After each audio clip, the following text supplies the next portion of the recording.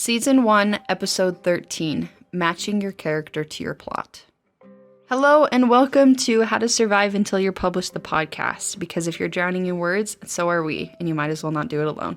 So now that we've kind of finished talking about characters, the next arc we're going to go into is talking about plot. But because with writing everything's so interconnected, we wanted to do a transition episode. Because whether or not you start with your characters or you start with the plot, it's important that the two work together. So Amy, why is it important that your plot matches your characters or vice versa? So that's a good question. It's, your story all hinges on your connection between your character and your plot. If you're writing a character-based novel, then your character needs to be tested the right way that will push them to their fullest extent.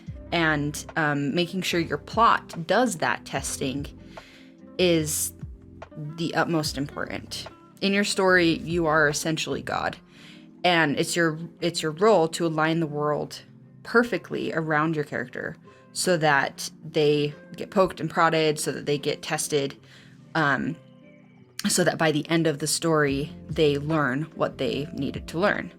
And so while your character runs the story with their emotions and with their reactions, the plot has to cause the right reactions and put them in the right places for them to feel those things.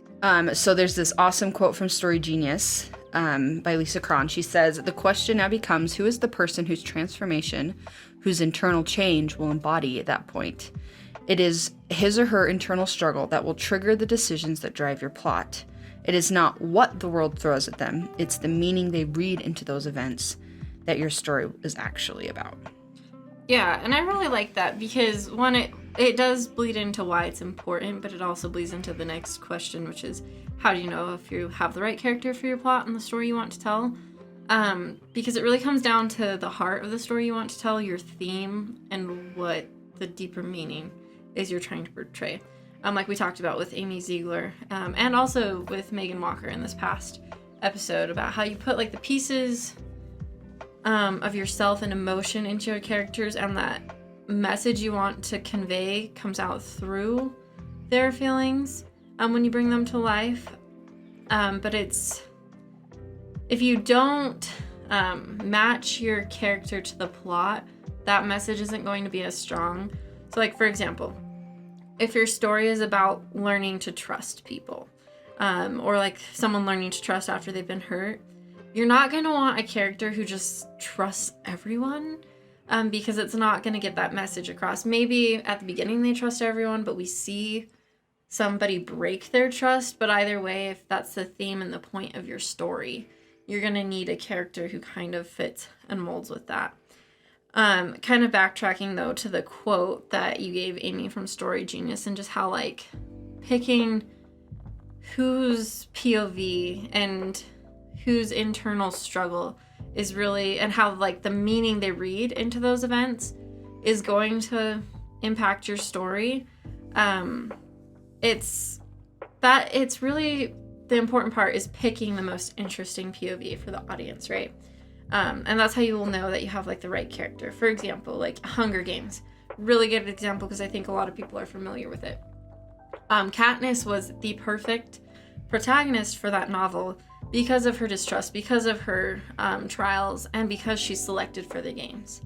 You could have told a story about a dystopian world without them being in the games. However, the most interesting POV and the one who's going to learn the most and derive the most meaning from the events and the plot of your story would have been someone in the games, like Katniss. Hunger Games would have been a very different story if it was from Prim's perspective, for example. It probably wouldn't have been as interesting just to watch the events. The character is not going to perceive as much meaning, if that makes sense at all. Yeah, that totally makes sense. It really comes down to like their worldview. Mm-hmm. So Amy, how does your character's worldview affect how you shape your plot? So, that is like, it's crucial. Your character's worldview is their world. It's what they see and what they know. For me, a character a character, my characters kind of drive the internal story of my novel, like the emotional drive of the novel. And it's important to be true to your character, just like we've talked about in the last few episodes, to make sure you have a character that fits all of the personality aspects. But then the next step is taking your plot and shaping it around your character. And it's their worldview that gives you some guidance on how to do that. Yeah, it kind of goes back to like the misbelief, their goal, and all of that we talked about a few episodes ago with character building. Yeah, it's all based around that. Like like somebody could have had a traumatic experience, but could have seen it different people could have seen it so many different ways. And so the way that your character saw that experience is going to affect what types of events are going to influence them in a certain way. So, for example, let's take like an elaborate large painting with like a lot of extreme detail. You could look at the whole painting as a whole and see all of the little tiny aspects, like all of the little things that are going on in the painting. But if you take a straw and look through the straw, you will only see very specific parts of the painting, because your perspective is narrow. And your character is exactly the same. Your character's view is very narrow. And so what you want to do is manipulate the elements that are around them in their world so that you are changing what they see and how they see it, so that their reactions are exactly where you want them to be, if that makes sense. Yeah, it really does. If you go back to my earlier Hunger Games example, sorry, I'm rereading those books in anticipation of the new movie, which is why it's like fresh on my brain. But Katniss's worldview, right, is very narrow at the beginning of how she views the games and the capital, and her goal is just to survive and to get back to Prim. But then throughout the games, her viewpoint turns into more of like going against the government and how wrong everything is, as her perspective is widened to everything that they're doing and everything and all the meaning that's there in the games. Yeah, so your plot kind of has to be able to move with that. Yeah. It has to be able to move with the emotions as your character's emotions change. And honestly, that is the hardest part, because characters are movable, they're changeable, they have different reactions. Sometimes they want to do this, sometimes they want to do that. Unless you're, writing about a robot, then it's a little easier. but that's kind of the trickiest part about it. Yeah, so how do you do this? So, first of all, there is no exact process. And I wish I could tell you that there is, but there really isn't. And it's such a learning curve and such a learning experience that it's something you have to kind of understand and try through trial and error. You just have to.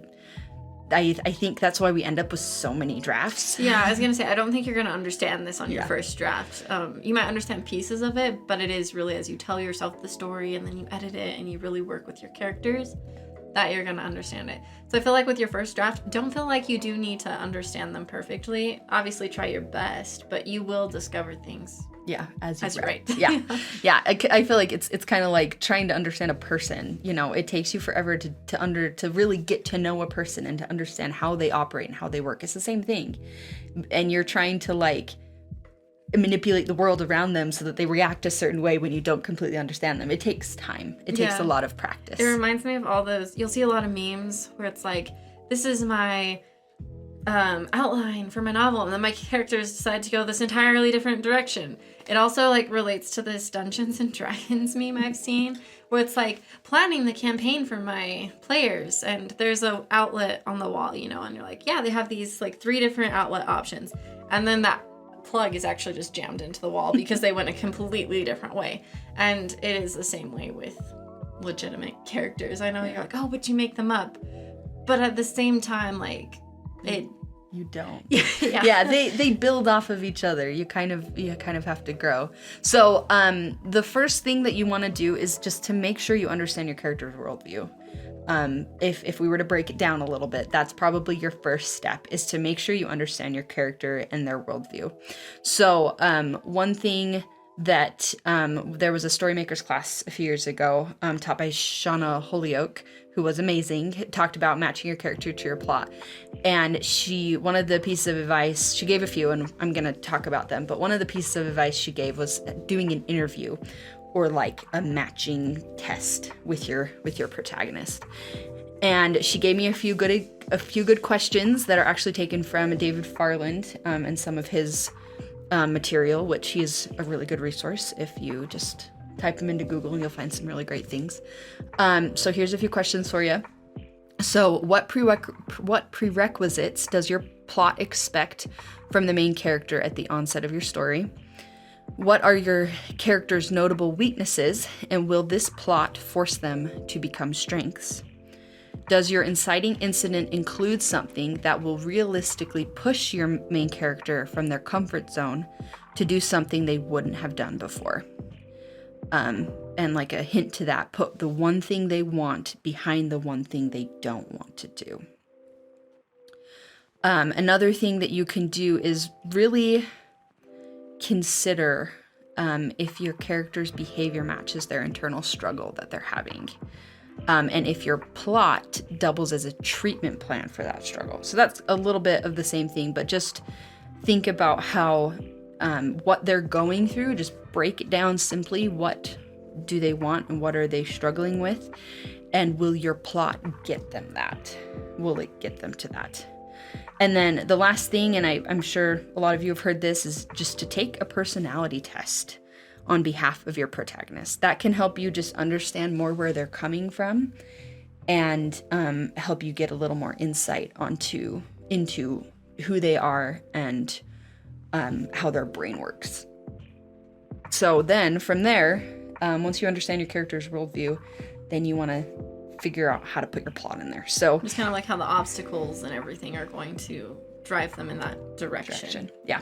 So Megan, I know you sometimes focus on your plot first. So how does this help you? How does that help you with this process? Yeah. So I do typically come up with a world.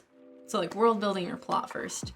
So with my current work in progress, for example, I knew that I wanted a world where like gangs run rampant in a city, and that's like a huge problem, right?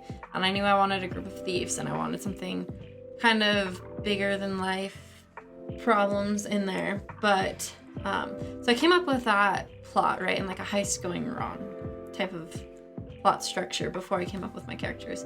And then afterwards I asked myself, well, what character would have told the most interesting story in this world? Because I mean, I could have taken it from maybe like a government agent or like enforcer's perspective, right? Which on one hand could be really interesting depending on the story I wanted to tell. And if I wanted to tell a story about someone like battling through the corruption and doing all of this. But my focus, I really wanted to tell more of a story about people learning not to be selfish and like found family and things like that.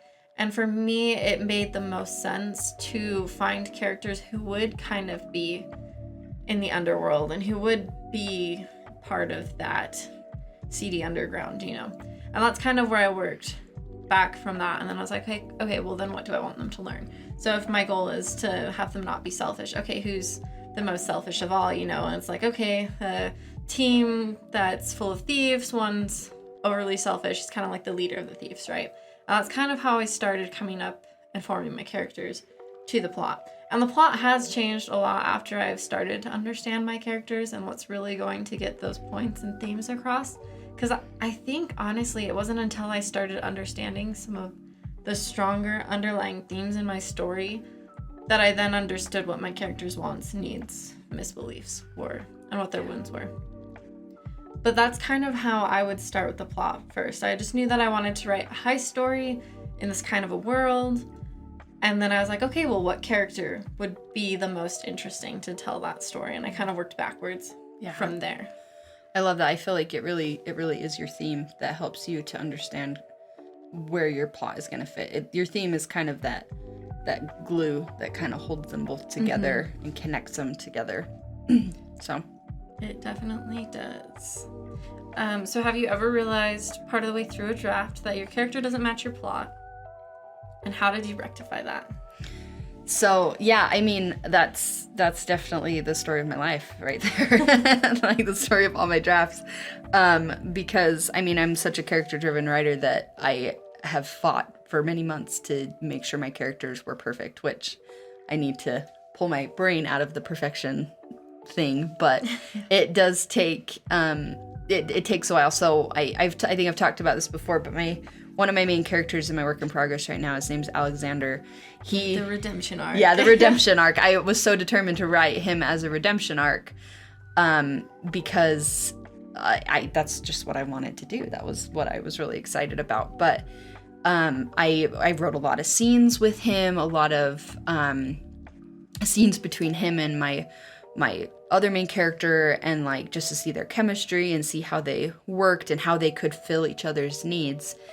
And him playing the bad guy didn't work with the plot. Yeah, the plot structure, like, I don't want to be, like, I'm not meaning this in, like, a rude way or anything, because I'm also going to talk about my my downfall in a minute here, but, like, I think, like you were saying, there were just, like, things missing from the plot, because we do inherently know how stories are told, because we've been told so many stories, and you expect the rising action at a certain point, and the midpoint, and, like, the climax and all of that, and it almost felt a little bit forced with how you were writing him into those points, you know? Yeah, and like that is when you know you're doing it wrong, is when you kind of have to force things to happen and they don't flow naturally. And that's what was happening with his character. And I was so irritated, and like I did not want to change him. I really wanted a redemption arc. And so I tried a lot of different ways to put it together, but I kind of finally got to the point where I'm like, he's a good guy. Like, he is just not a bad guy. He doesn't play that role very well. And so I had to change him completely, and it changed his plot, and it changed what he was going after in general, absolutely completely. So I'm on draft 4, and I'm writing a completely different book than when I was writing my first draft. But it is so good so far. Yeah, so it just takes that kind of work. You just have to you have to work through your characters, you have to interview them, you have to see how they're going to fit that plot, and if you have to give up your darlings, you gotta do it, you know? Yeah. I had a very similar realization. This was with my first finished manuscript ever, though. I wanted a story that felt like a mix of Rogue One vibes with, like, Oppenheimer, just to kind of give you a little bit of perspective. Very, like, dystopian, right? But I realized when I went back to edit it that my characters were just very two-dimensional and falling flat for the story that I wanted to tell. They were fine for, you know, the typical YA dystopian love triangle book. But that wasn't the story that I was trying to tell or wanted to tell. And that's, I think, why it felt so two-dimensional, because I had created these two-dimensional characters. And so I have not started rewriting that one, because it will be a completely different book when I actually figure out the plot, because this plot was definitely more... It was my first completed manuscript, so I will give myself credit for that, but it was definitely more of a shell, and I don't think I understood all of the plot aspects or how your character should drive the plot. And I was trying to mash these two characters into a plot that just did not fit, especially when they were so two-dimensional. Yeah. So it just really takes a lot of trial and error, and a lot of practice, and a lot of scenes and test scenes, and a lot of drafts, and best thing I can say is just keep pushing on and just keep trying. Yeah, and it does not have to be perfect, the first draft. Like we said earlier, that first draft is really telling yourself the story. You're getting to know your plot, your characters. Things will change, and I feel like sometimes editing, it's that horrifying realization that, wow, I have to rewrite like 75% of this manuscript, you know. But as you get better and time goes on, it's less daunting and you'll learn it. And we're hoping that as we move into the plot arc, as we go through some of the different plot structures and just plotting in general, we can hopefully give you some tools to, one, like, just construct your plot so it can fit the characters you've created for your projects.